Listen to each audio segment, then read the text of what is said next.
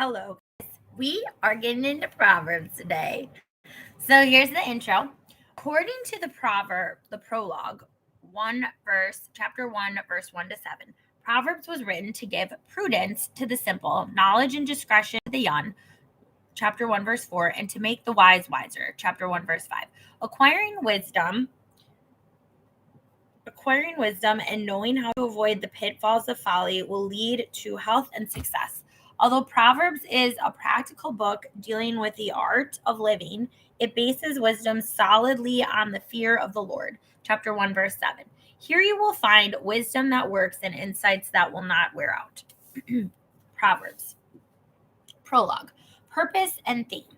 The Proverbs of Solomon, son of David, king of Israel, for attaining wisdom and discipline, for understanding words of insight, for acquiring a disciplined and prudent life, doing what is right and just and fair, for giving prudence to the simple, knowledge and discretion to the young.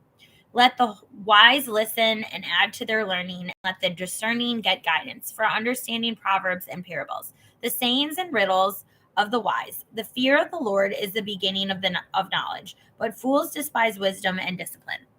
Exhortations to embrace wisdom. Warning against enticement. Listen, my son, to your father's instruction, and do not forsake your mother's teaching. They will be a garland to grace your head, and a chain to adorn your neck. My son, if sinners entice you, do not give in to them. If they say, "Come along with us, let's lie in wait for someone's blood. Let's waylay some harmless soul. Let's swallow them alive, like the grave, and whole, like those who go down to the pit. We will get all sorts of valuable things and fill our houses with plunder. Throw in your lot with us, and we will share a common purse. My son, do not go along with them. Do not set foot on their paths. For their feet rush into sin. They are swift to shed blood. How useless to spread a net in full view of all the birds. These men lie in wait for their own blood. They waylay only themselves. Such is the end of all who go after ill-gotten gain. It takes away the lives of those who get it. Warning against rejecting wisdom. Wisdom calls aloud in the street. She raises her voice in the public squares. At the head of the noisy streets, she cries out. In the gateway of the city, she makes her speech. How long will you simple ones love your simple ways? How long will mockers delight in mockery and fools hate knowledge? If you had responded to my rebuke, I would have poured out my heart to you and made my thoughts known to you. But since you rejected me when I called and no one gave heed when I stretched out my hand, since you ignored all my advice and would not accept my rebuke, I in turn will laugh at your disaster. I will mock when calamity overtakes you. When calamity overtakes you like a storm, when disaster sweeps over you like a whirlwind, when distress and trouble overwhelm you. Then they will call to me, but I will not answer. They will look for me, but will not find me. Since they hated knowledge and did not choose to fear the Lord, since they would not accept my advice and spurned my rebuke, they will eat the fruit of their ways and be filled with the fruit of their schemes. For the waywardness of the simple will kill them, and the complacency of fools will destroy them. But whoever listens to me will live in safety and be at ease without fear of harm. Chapter 2. Moral benefits of wisdom. My son, if you accept my words and store up my commands within you, turning your ear to wisdom and opening your heart to understanding, and if you call out for insight and cry aloud for understanding, and if you look for it as for silver and search for it as for hidden treasure, then you will understand the fear of the Lord and find the knowledge of God. For the Lord gives wisdom, and from his mouth come knowledge and understanding. He holds victory in store for the upright. He is a shield to those whose walk is blameless, for he guards the course of the just and protects the way of his faithful ones. Then you will understand what is right and just and fair, every good path. For wisdom will enter your heart, and knowledge will be pleasant to your soul. Discretion will protect you, and understanding will guard you. Wisdom will save you from the ways of wicked men, from men whose words are perverse, who leave the straight paths to walk in dark ways, who delight in doing wrong and rejoice in the perverseness of evil, whose paths are crooked and who are devious in their ways. It will save you also from the adulteress, from the wayward wife with her seductive words, who has left the partner of her youth and ignored the covenant she made before God. For her house leads down to death, and her paths to the spirits of the dead. None who go to her return or attain the paths of life. Thus you will walk in the ways of good men, and keep to the paths of the righteous. For the upright will give in the land, and the blameless will remain in it. But the wicked will be cut off from the land, and the unfaithful will be torn from it. Chapter 3. Further benefits of wisdom.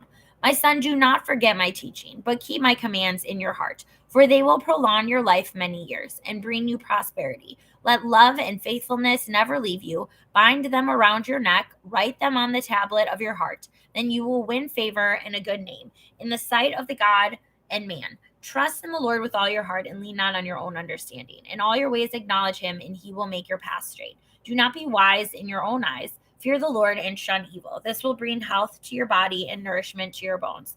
Honor the Lord with your wealth, with the first fruits of all your crops. Then your barns will be filled to overflowing, and your vats will brim over new wine.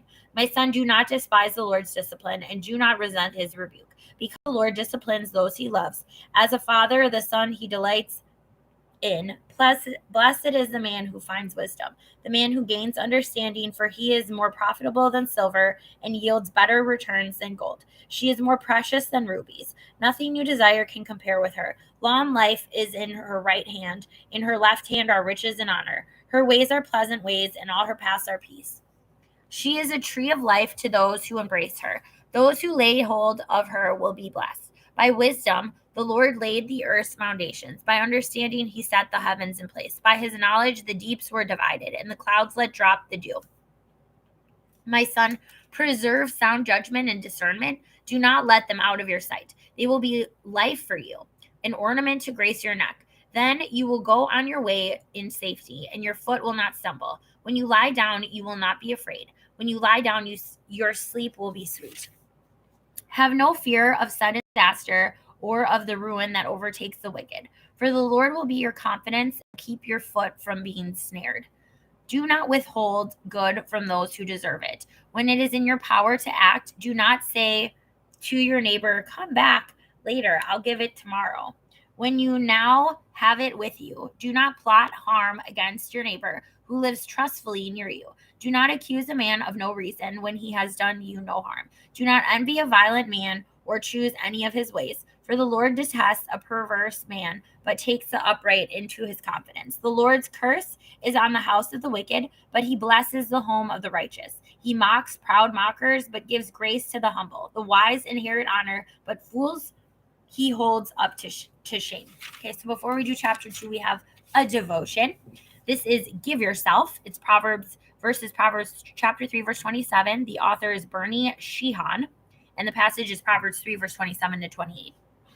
I just want you to know that your child was delightful in the nursery this morning. You have a wonderful way with people, and I admire that. Your house is so warm and welcoming.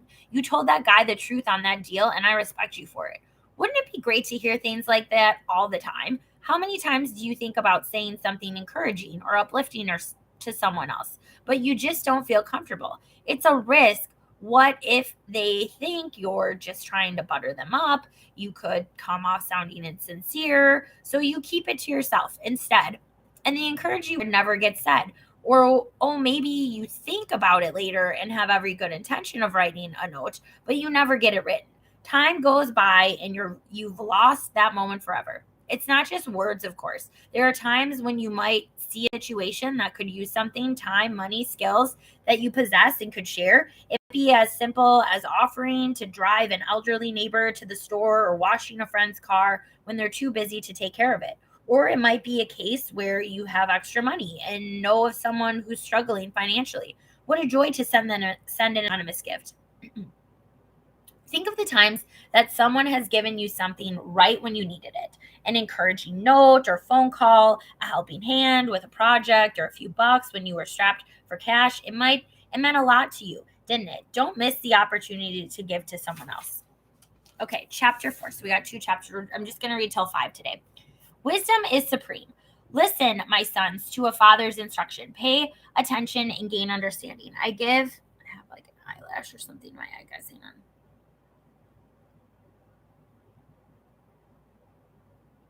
I don't know. Okay.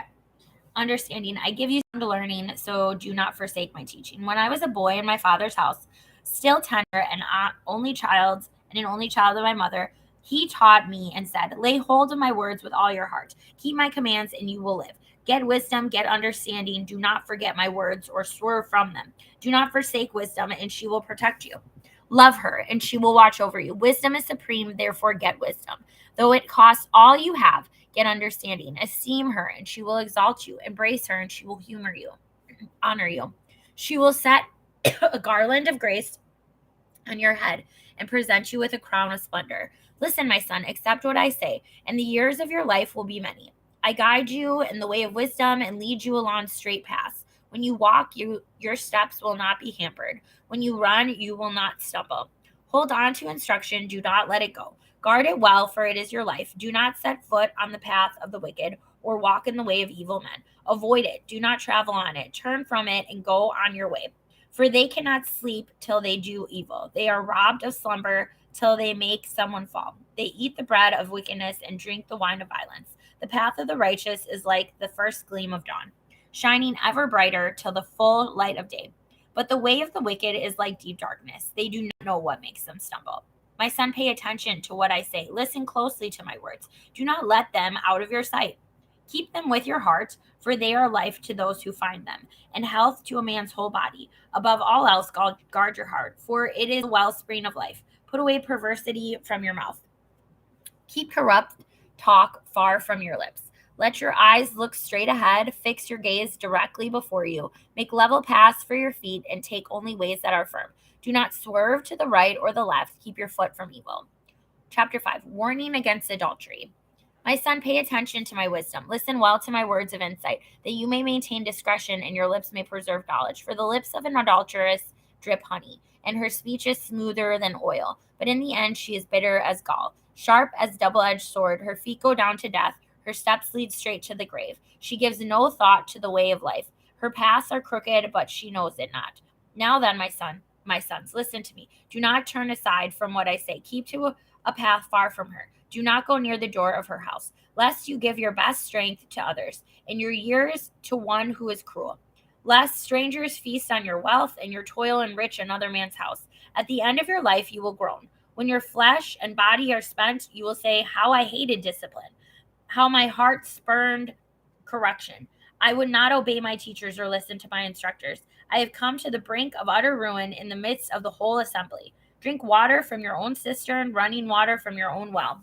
Should your springs overflow in the streets, your streams of water in the public squares, let them be yours alone, never to be shared with strangers. May your fountain be blessed, and may you rejoice in the wife of your youth, a loving doe, a graceful deer. May her breast satisfy you always. May you ever be captivated by her love. Why be captivated, my son, by an adulteress? Why embrace the bosom of another man's wife? For a man's ways are in full view of the Lord, and he examines all his paths. The evil deeds of a wicked man ensnare him. The cords of his sin hold him fast. He will die for lack of discipline, led astray by his own great folly. Okay, so I think we'll just do 5 chapters each time, guys. How many chapters are in Proverbs? Oh, it's actually not that long. There are 31 chapters in Proverbs. Okay, guys. That is it for now. Stay tuned for Proverbs 6 through 10 next time. Bye.